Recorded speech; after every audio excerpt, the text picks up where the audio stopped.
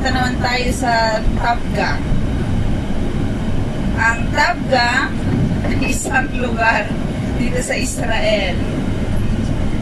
Tapos, nasa ano siya, part ng northwest ng Galilee. So, nasa Galilee ka, sa bandang northwest yung Tabgha. Tabgha ba? Ano dito sa Tabgha? Tabgha sa Hebrew daw. Tapos, maraming mga Kristiyano yung pumupunta lagi dito sa place po na ito dahil doon nila inugunita kung saan nag-minister ang Panginoong Jesucristo. At kinikilala yung Tabgha, makikita natin doon yung Church of Multiplication na kung saan matatagpuan sa libro ng Matthew, matatagpuan din natin sa libro ng Mark, at nakatayo doon yung church. Kasi doon, yung historical na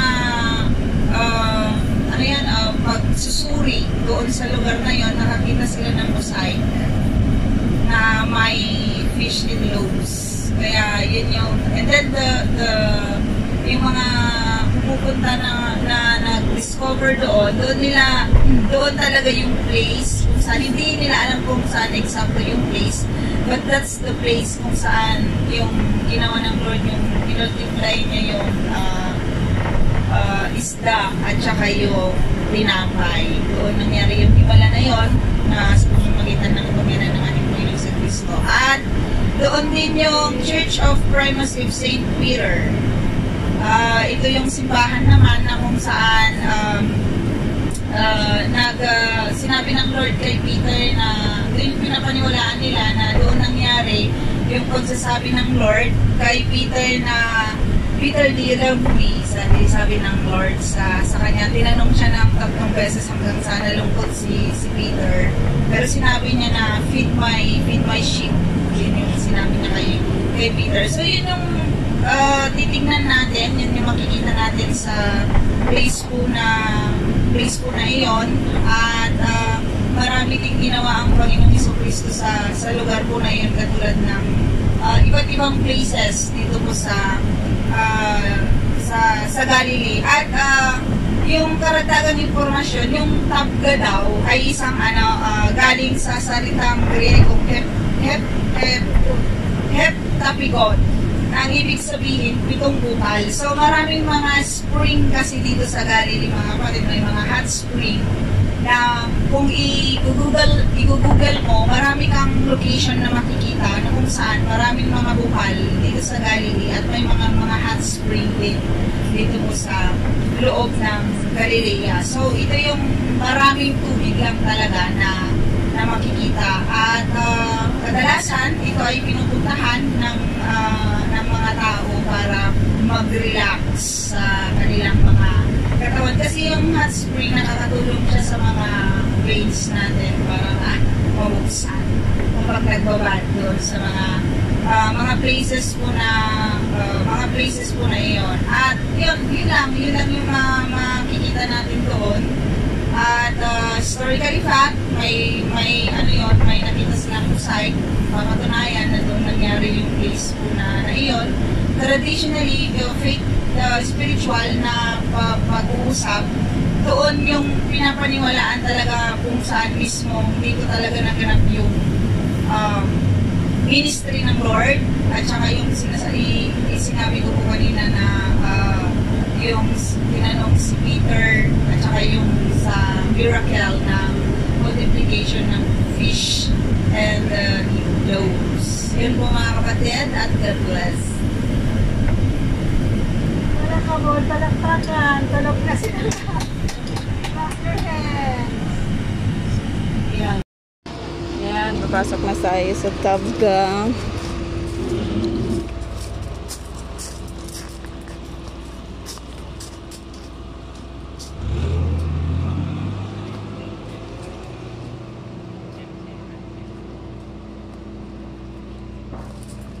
Ayan. Hindi. Kuhanan muna natin para alam natin. Maganda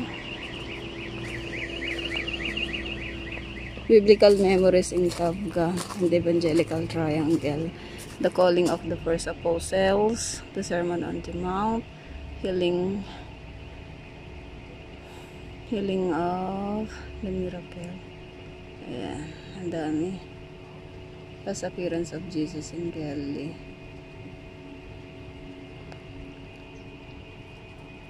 Feeding of the Multitude.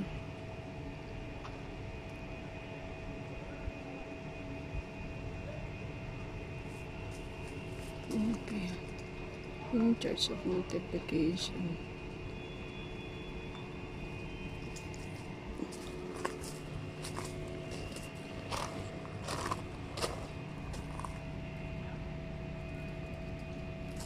Okay.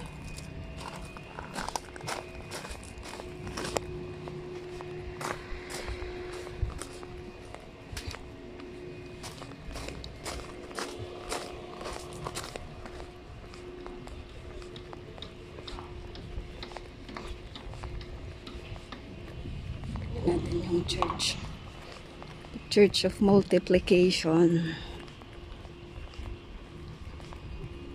Ano to? Tubig. Hanggang 2:30 na lang daw to. May mga tinda sila dito.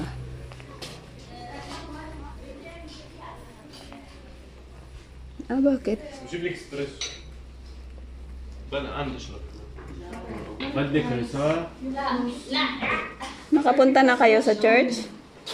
Gara? Magsasara yun. Hindi ka nagdala ng candle?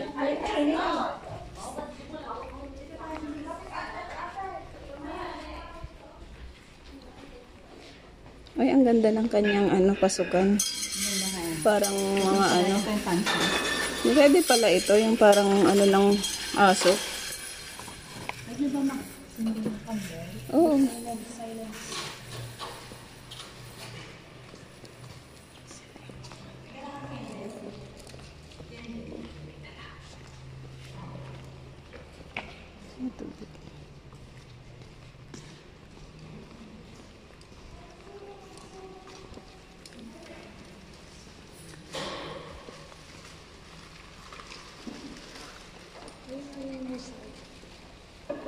Saan?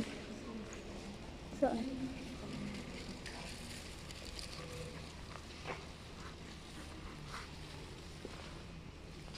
Daming candle.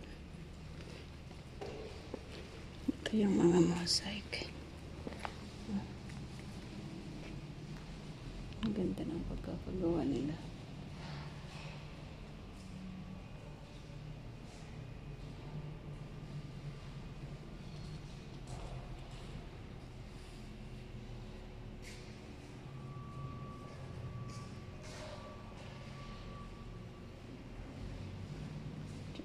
Multiplication. Kahit ito pala outside.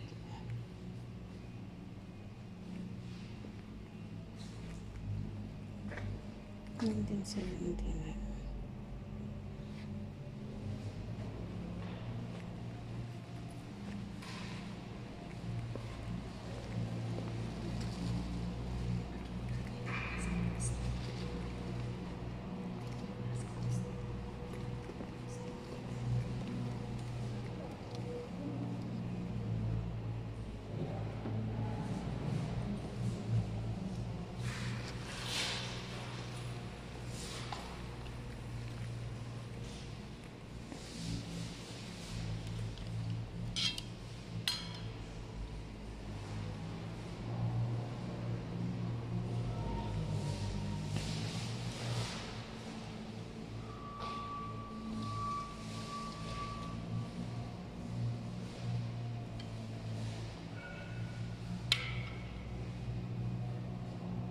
Mga bibi.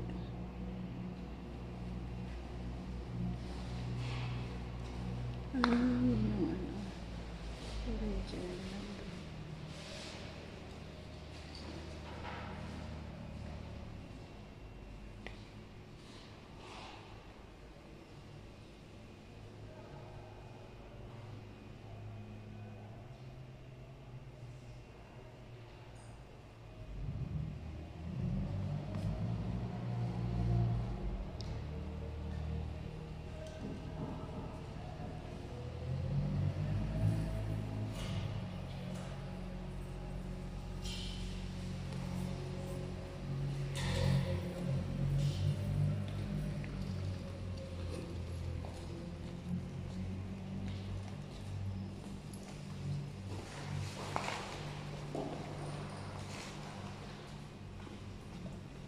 Yung forma talaga siya.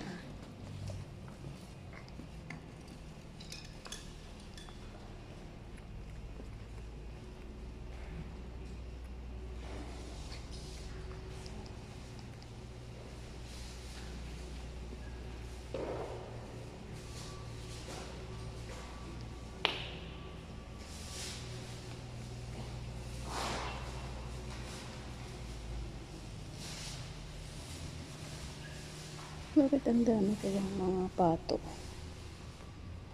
Ang daming mga pato. Kahit doon. Bakit kayo nito?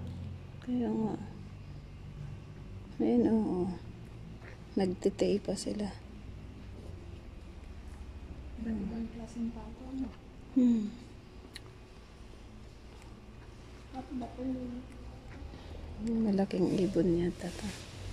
Iba-iba. Yung ano yun, ostrich. Meron yun dito. Diba yung sa ibang church?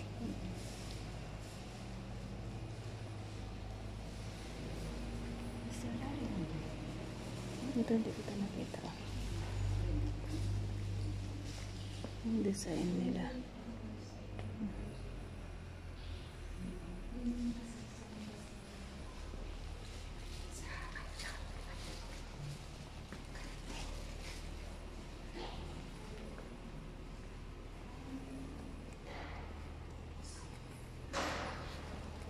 Saan? Nasaan?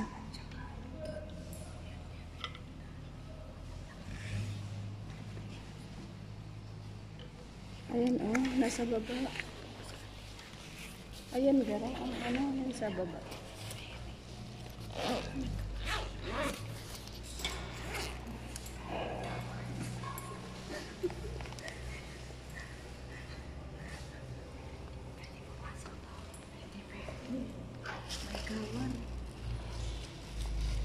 Hindi pwedeng pumunta.